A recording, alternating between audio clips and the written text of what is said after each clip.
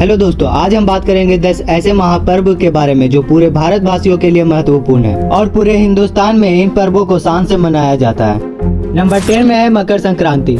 मकर संक्रांति हिंदुओं के लिए एक महत्वपूर्ण त्योहार है जो सूर्य के मकर राशि में प्रवेश करने के उपलक्ष्य में मनाया जाता है। यह पर्व आमतौर पर 14 या 15 जनवरी को मनाया जाता है और इसे भारत और नेपाल के विभिन्न भागों में अलग अलग नामों और रीति रिवाजों के साथ मनाया जाता है। इस दिन लोग तिल, गुड़, खिचड़ी और अन्य खाद्य पदार्थों का दान करते हैं। इसे फसलों के त्योहार के रूप में भी मनाया जाता है। इस त्योहार के दौरान लोग पतंगबाजी करते हैं, विशेष भोजन बनाते हैं और परिवार व दोस्तों के साथ समय बिताते हैं।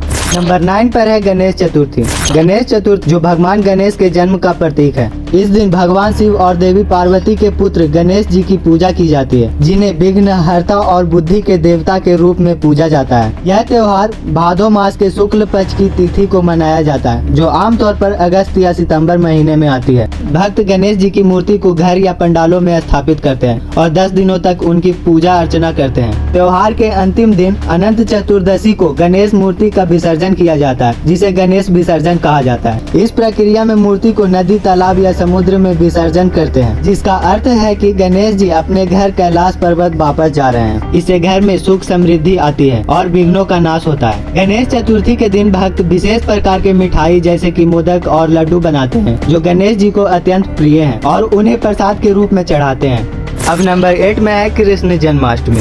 कृष्ण जन्माष्टमी हिंदू धर्म में एक बहुत ही महत्वपूर्ण त्योहार है, जो भगवान श्री कृष्ण के जन्म की खुशी में मनाया जाता है। यह त्योहार भादो मास के कृष्ण पक्ष की अष्टमी को मनाया जाता है, जो कि कैलेंडर के अगस्त या सितंबर महीने में होता है। कहा जाता है कि द्वापर युग में दुष्ट राजा कंस ने अपने पिता उग्रसेन को जेल में डाल दिया था और उसके अत्याचार बढ़ते जा रहे थे। एक आकाशवाणी के अनुसार देवकी का 8वां पुत्र कंस का अंत करेगा, इसीलिए कंस ने देवकी और उसके पति वासुदेव को जेल में डाल दिया और उनकी संतानों को मारने लगा। लेकिन जब देवकी की 8वीं संतान के रूप में भगवान कृष्ण का जन्म हुआ, तो वासुदेव ने उन्हें गोकुल में नंदन और यशोदा के पास पहुंचा दिया, जहां उन्होंने अपना बचपन बिताया। जन्माष्टमी के दिन लोग उपवास रखते हैं और रात्रि में जागरण करते हैं और फिर एक पालरे में रखा जाता है। इसके बाद भक्त भोजन और मिठाई बांटकर अपना उपवास पूरा करते हैं।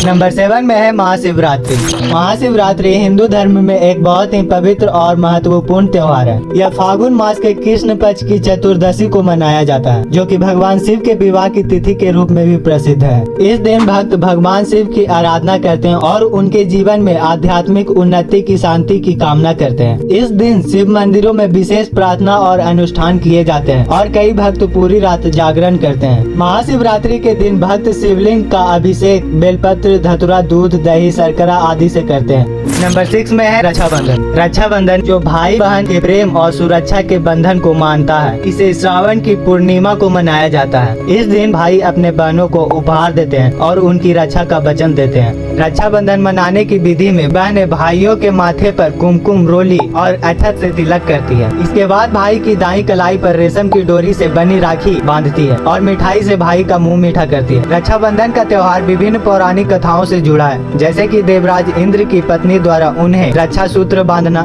द्रौपदी द्वारा भगवान कृष्ण की उंगली पर अपनी साड़ी का आंचल बांधना। ये कथाएं रक्षाबंधन के धार्मिक और सांस्कृतिक महत्व को दर्शाती है। नंबर 5 में है नवरात्रि महोत्सव। नवरात्रि जो माँ दुर्गा के 9 अवतारों की पूजा के लिए समर्पित है। यह त्योहार साल में 2 बार मनाया जाता है। चैत्र नवरात्रि जो मार्च अप्रैल में और शरद नवरात्रि जो सितंबर अक्टूबर में पड़ती है। इस दौरान भक्त 9 दिनों की उपवास रखते हैं और देवी दुर्गा की आराधना करते हैं। नवरात्रि को मनाने की विधि भारत में विभिन्न हिस्सों में अलग अलग होते हैं। गुजरात में लोग डांडिया नृत्य करते हैं, बंगाल में दुर्गा पूजा के साथ साथ सांस्कृतिक कार्यक्रम होता है और तमिलनाडु में देवी सरस्वती, देवी लक्ष्मी और देवी दुर्गा की पूजा की जाती है। नंबर 4 पर है दशहरा। दशहरा जिसे विजयदशमी भी कहा जाता है। यह त्योहार आश्विन मास के शुक्ल पक्ष की दशमी को मनाया जाता है। इस दिन भगवान राम ने रावण का वध करके बुराई पर विजय की प्राप्ति की थी और माँ दुर्गा ने भी महिषासुर का वध करके असत्य पर सत्य की विजय प्राप्त की थी। दशहरा मनाने के विधि में रावण के बड़े पुतले का निर्माण करके उसका दहन किया जाता है। इस दिन भगवान राम की पूजा भी की जाती है और कई जगहों पर रामलीला की मंचन भी होता है। यह त्योहार लोगों में एकता बनाए रखने में और परिवार में आनंद लाने का भी काम करता है।